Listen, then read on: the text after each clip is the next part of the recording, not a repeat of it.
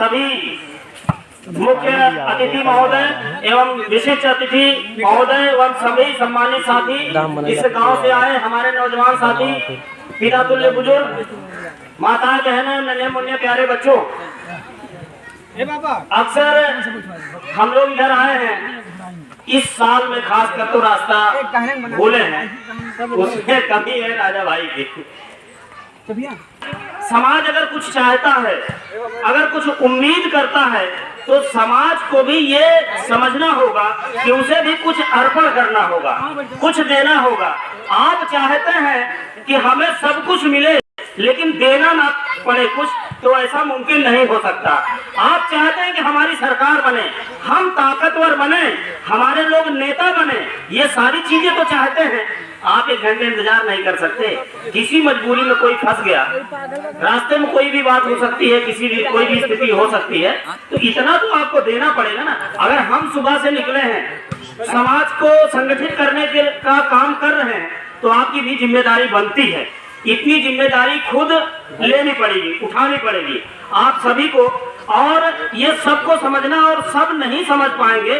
और इस बात को कहना गलत है कि सब नालायक हैं, क्योंकि एक बार मान्यवर साहब कांसीराम किसी गांव में गए, तो मान्यवर साहब कहे कि मुझे उस गांव में ले चलो, तो उनके साथ के साथी लोग कहे कि नहीं साहब, उस गांव में नहीं चलेंगे, उस गांव बड़े नालायक लोग हैं। तो वो कहे अरे बेवकूफ, हम नालायक को ही लायक बनाने तो निकले हैं। अगर हम उनको नालायक कहकर छोड़ देंगे तो उन्हें लायक बनाने कौन आएगा? अगर सब लायक ही बन जाएं, तो यहाँ ये सब लगाने की क्या जरूरत है, कहने की क्या जरूरत है? आदरणीय एडवोकेट चंद्रशेखर आजाद जी को लड़ाई देने की क्या जरूरत है? आज हम लोग जो भी हमारा वजूद है, हमारी ये जो पहचान है, आपकी जो पहचान है, नीला पटके वालों का जो ये धाक है, अगर है तो उसके पीछे एक ही व्यक्ति का हाथ है, वो है एडवोकेट चंद्रशेखर आजाद जी। जो हमारा मिशन, जो हमारी क्रांति किसी के भरोसे थी, उस भरोसे की नैया को जिसने डुबाया, उसका ये स्थिति, उसके ये विचार थे कि मेरे नाम के आगे किसी का नाम न लिखा जाए। तो ये धरती एक कहावत है कि जो ऐसा सोच ले उससे बड़ा मूर्ख कोई नहीं हो सकता। आदरणीय चंद्रशेखर आजाद जी हमारे बहुजन समाज में शोषित पीड़ितों के लिए समय समय पर महापुरुष आते रहे हैं। उन्हीं महापुरुषों में, युग पुरुष में एक है चंद्रशेखर आजाद जी। और अगर आज आदरणीय एडवोकेट चंद्रशेखर आजाद जी ना होते, तो मैं यहाँ से खड़ा होकर ना बोल रहा होता, और आप जैसे लोग भी हिम्मत ना कर पाते। क्योंकि जो पार्टियां थी, आप चाहे जहाँ जाते, आपको वो इज्जत, वो नाम, वो सम्मान न मिलता। अगर हमें आज नाम और सम्मान और हिम्मत मिली है, तो वो है एडवोकेट चंद्रशेखर आजाद जी की वजह से मिली है। अगर इस गांव में एक कोई कांस्टेबल छोटा सा आ जाता था, तो ये भी स्थिति थी कि लोग मुंह चुरा करके भाग जाते थे, कहीं मुझसे कुछ पूछ न ले। लेकिन आज वही युवा नजर मिलाकर शासन प्रशासन से अपने हक और अधिकार की लड़ाई लड़ रहा है। ये हिम्मत अगर दी है कोई, तो चंद्रशेखर आजाद ने दी है। अगर एडवोकेट चंद्रशेखर आजाद जी कुछ ना होते हुए, गांव का एक छोटा सा मेंबर भी नहीं है, और कुछ ना होते हुए उनके मंच पर 7 पार्टियों के 14 सांसद और 27 विधायक अगर घुटने टेक सकते हैं, तो जरा समझिए तो शेर में कितनी ताकत है।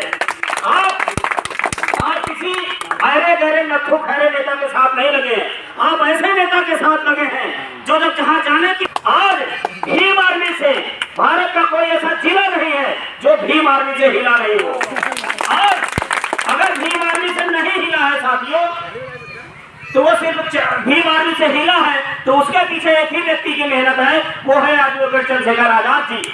हाँ, ये कोई भी व्यक्ति भीम आर्मी आजाद समाज पार्टी से जुड़ा है, तो ना तो हमारा चेहरा देखकर, ना आप में से किसी का चेहरा देखकर, वो सिर्फ और सिर्फ भाई चंद्रशेखर आजाद जी के संघर्ष को देखकर और उनके चेहरे को देख करके जुड़ा है।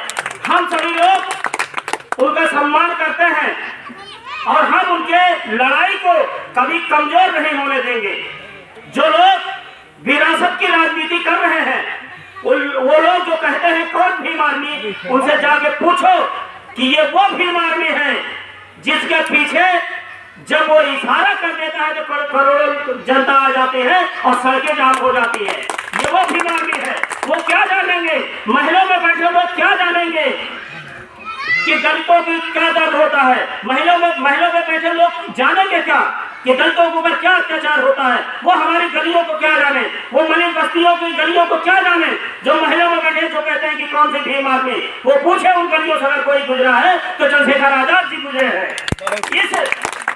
इस भूमि में इस समाज की लड़ाई अगर कोई लड़ा है तो चंद्रशेखर आजाद जी लड़े। कभी अपने प्राणों की कभी परवाह नहीं की है और हमारे आपके समाज की लड़ाई लड़े हैं। समाज की लड़ाई लड़ते हुए बहनों पर, बुजुर्गों पर, हमारे साथियों पर जो अन्याय, अत्याचार और दुराचार हुआ है उसके लिए आवाज किसी ने उठाया तो चंद्रशेखर आजाद ने उठाया है। अगर किसी भी पार्टी का कोई नेता बता दीजिए आवाज उठाया है तो बताएं। इस देश में जो सामंतवादी सरकार है, इस सरकार में अच्छे अच्छों की बत्ती गुल हो गई है। अच्छे बड़े नेता की हिम्मत नहीं है। कोई अपने भाई भतीजे को बचा रहा है, कोई अपने राजनीतिक बनाए हुए संपत्ति को बचा रहा है, इसलिए कोई बोल नहीं रहा। क्या चंद्रशेखर आजाद जी ही पूरा अकेले हैं? अगर चंद्रशेखर आजाद जी लड़ाई लड़ रहे हैं तो हमारा आपका दायित्व बनता है कि हम आप चंद्रशेखर आजाद जी का साथ दें।